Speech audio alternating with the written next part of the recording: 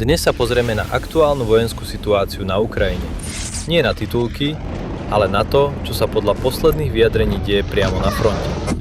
Pretože zatiaľ, čo Volodymyr Zelenský hovorí o nových zbraniach, dronoch a ďalšej obrane, z ruského velenia prichádzajú informácie, ktoré naznačujú úplne iný obraz. Podľa náčelníka generálneho štábu Valery Gerasimov sa totiž bitka o Donbas môže blížiť ku koncu. A ak je to pravda, môže to zásadne zmeniť celý priebeh vojny.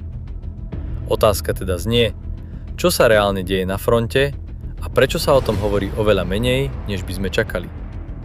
Moje meno je Peter Ťurek a vítam vás na kanáli, kde sa na veci pozeráme trochu inak, než ako ich často prezentujú médiá. Verím, že najväčšou silou proti jednostrannému pohľadu je informovaný divák. Človek, ktorý má prístup k viacerým perspektívam a dokáže si vytvoriť vlastný názor. Ak vám toto video prinesie hodnotu, môžete ho podporiť odberom, lajkom, komentárom alebo zdieľaním.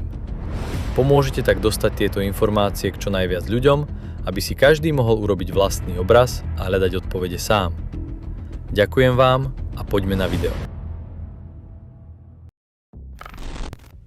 Predstav si situáciu, zatiaľ čo politickí lídri vystupujú v médiách a hovoria o budúcnosti vojny, na samotnom fronte sa podľa dostupných informácií situácia postupne mení. Valery Gerasimov v posledných mesiacoch pravidelne navštevuje vojenské veliteľstvá a poskytuje detailné informácie o vývoji bojov. Podľa jeho slov ide o relatívne novú prax, ktorá sa začala až koncom leta. A práve tieto informácie naznačujú výrazný posun. Podľa jeho vyjadrení sa bitka o Donbas blíži ku koncu. Ruské jednotky sa majú nachádzať len niekoľko kilometrov od miest ako Slaviansk a Kramatorsk. V niektorých úsekoch dokonca približne 11 kilometrov, teda v dosahu delostrelectva.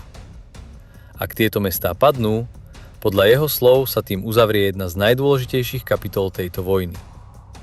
Zároveň tvrdí, že na väčšine frontovej línie ruské sily postupujú a ukrajinské jednotky ustupujú. Spomenutý bol aj protiútok v Záporoží. Ten mal byť podľa týchto informácií neúspešný a stáť Ukrajinu približne 3000 vojakov. Hlavné boje sa však momentálne sústreďujú inde. Konstantinovka. Mesto, kde majú ruské sily kontrolovať väčšinu zastávaného územia a postupovať z viacerých smerov. A Liman. Tam má byť pod kontrolou približne 70% územia a aj táto bitka sa má blížiť ku koncu. Tieto operácie však nie sú izolované. Súčasťou širšej stratégie získať kontrolu nad severovýchodným Donbasom a postupne obklúčiť kľúčové mestá.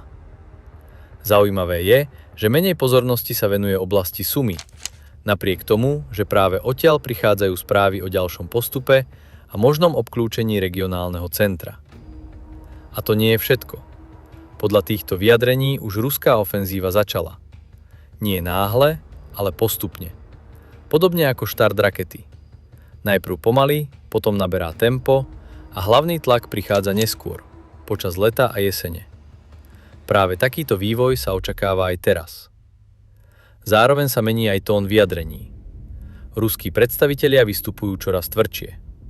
Napríklad diplomat Michail Uljanov uviedol, že Rusko je pripravené konať na ochranu rusky hovoriacich obyvateľov v pobaltských štátoch. Podobné vyjadrenia prichádzajú aj od ďalších predstaviteľov. To môže naznačovať rastúce sebavedomie a presvedčenie, že situácia na fronte sa vyvíja v ich prospech. A práve tu prichádza ďalší dôležitý moment. Odesa.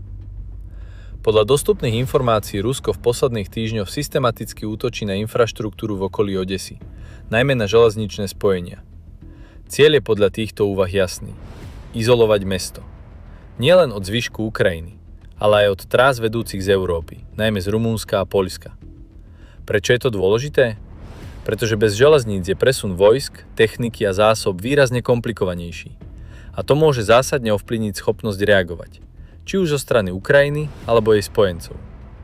Niektoré analýzy preto naznačujú, že nejde len o náhodné útoky, ale o prípravu na možnú budúcu operáciu. O postup, ktorý by mal sťažiť akýkoľvek rýchly zásah, ak by sa boisko posunulo smerom k Odese. Dokonca sa objavujú informácie o zvýšenej vojenskej aktivite aj mimo Ukrajiny. Napríklad ruský tanker smerujúci na Kubu mal byť podľa týchto tvrdení sprevádzaný jadrovou ponorkou. Či sú tieto informácie presné alebo nie, naznačujú širší trend. Sebavedomejší prístup, priamejšie vyjadrenia, tvrdšia rétorika. A to vedie k ďalšej otázke. Čo príde ďalej? Podľa týchto úvah by po skončení bojov v Donbase mohol Vladimír Putin predstaviť nové požiadavky. Nie len voči Ukrajine, ale aj voči Európe. Hovorí sa o možnom ultimáte, o nových podmienkach a o zásadných politických požiadavkách. A teraz sa dostávame k tomu najdôležitejšiemu. Ak sa tieto informácie potvrdia, koniec bojov v Donbase nemusí znamenať koniec vojny.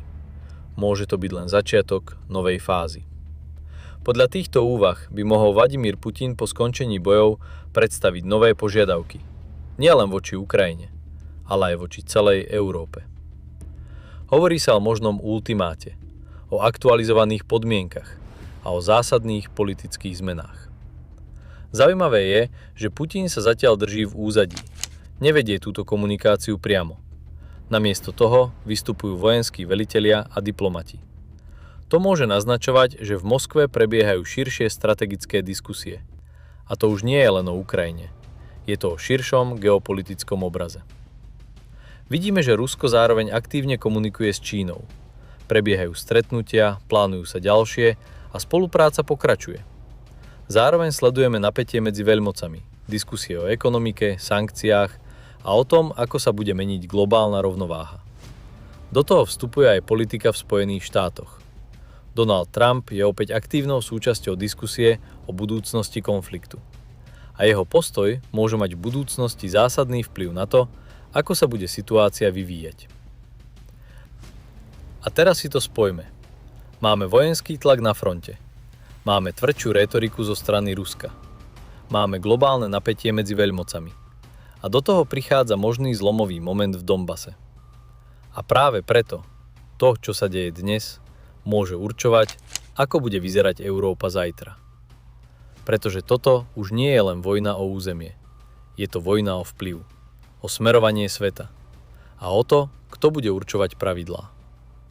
A tak sa na záver pýtam, sme na prahu konca jednej vojny, alebo na začiatku niečoho oveľa väčšieho?